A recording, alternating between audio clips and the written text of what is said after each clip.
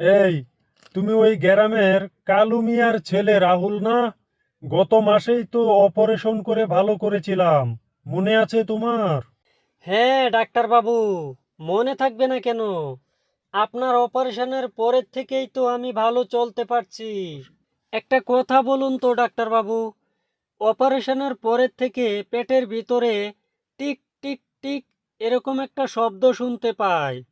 এরকম কেন হয়ে গেল আমার? হ্যাঁ, এই জন্যই তো বলি, আমার 20,000 টাকা দামের সোনাটা কোম্পানির ঘড়িটা কোথায় গেল? ওই তোমার অপারেশনের পর থেকে আমার ঘড়িটা পাচ্ছি না। মনে হয় আমার ওই ঘড়িটা তোমার পেটের ভিতরে থেকে গেছে। আচ্ছা, তুমি চিন্তা করো না, ব্যাটারিটা শেষ হয়ে গেলে